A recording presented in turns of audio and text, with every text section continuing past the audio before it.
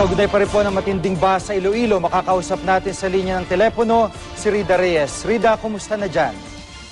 Yes, Jiggy, sa buong maghapon nga ay maganda naman ang naging panahon at hindi naman bumuhos ang ulan, kaya't nagpapasalamat ang mga residente dito sa Iloilo. Sa pinakauling tala pa rin ng Provincial Disaster Risk Reduction and Management Council dito sa Iloilo, umabot sa 20 munisipalidad sa buong Iloilo ang apektado ng pangapagbaha bunsod pa rin itong pananalasa ni Bagyong Quinta.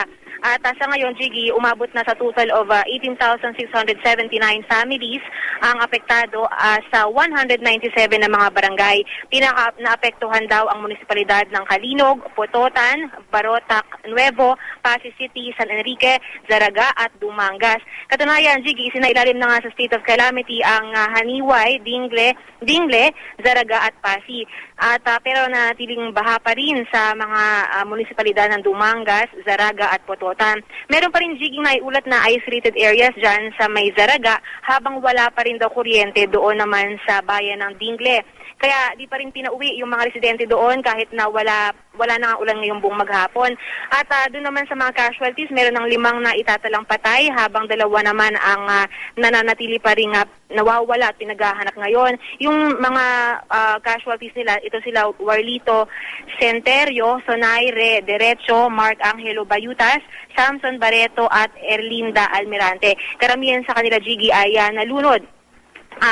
Nagpapatuloy naman din ang relief operation sa mga evacuees pa nga para dito sa 3 munisipalidad, at pagtitiyak naman ng PDRMC ay sapat daw ang supply ng mga relief goods para sa ating mga kababayan na nasa evacuation center pa rin. Pero kung magpapatuloy daw ang magandang panahon na nangyari ngayong araw hanggang bukas, ay posible raw na bukas ng tanghali ay pauwi na raw sa kanilang mga tahanan itong mga evacuees. Sa kabila naman ng nangyari ay natutuwa ang lokal na pamahalaan sa maagap na paghahanda ng otoridad dito kay Bagyong Quinta. Natuto na raw kasi sila, Jiggy, mula sa Bagyong Frank na rumagasa sa Iloilo noong taong 2008, kung saan halos 80% ng buong lalawigan ang naapektuhan. Bukas naman, Jiggy, ay magpapatuloy o pagpupulungan ng Provincial Council kung isa sa ilalim na nga ba ang buong lalawigan sa state of calamity. Jiggy? Rida, kung medyo maganda na yung panahon kanina, no, medyo humupa na rin ba yung baha dyan sa lugar?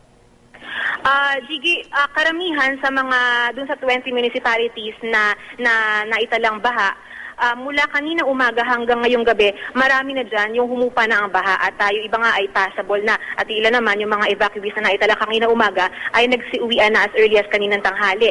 Pero meron pa rin nga itong na-identify natin na places na yung Pototan, Zaraga at Dumangas, yan pa rin daw yung sinabi na municipalities na hanggang ngayon ay nananatili pa rin lubog sa baha, at meron nga daw dyan na 4 na barangay na isolated pa rin. At kaya naman dito sa mga areas na to, yung mga kababayan natin ay hindi pa rin sila pinapayagan na umuwi sa kanilang mga tahanan.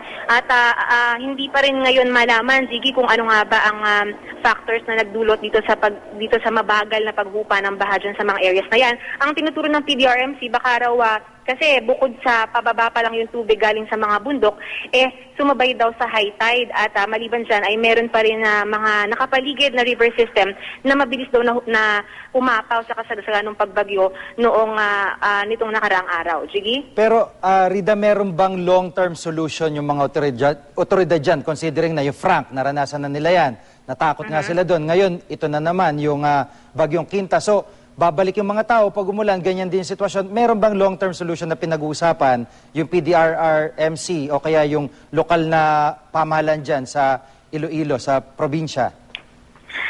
Jiggy, oo, sa assessment naman itong PDRMC ay naging maagat naman yung kanilang response mechanism, ano. At katunayan nga ay mula nga nitong isang taon pa, after mangyari yung Bagyong Frank noong 2008, ay talagang nag-set up na nga sila nung kanilang tinatawag na Emergency Respondents of Iloilo. Yan yung, ang ibig sabihin, meron silang mga sarili-sariling representatives coming from the different LGUs, at kung meron daw hahagip na masamang panahon sa kanilang probinsya, ang gagawin daw nila kagad ay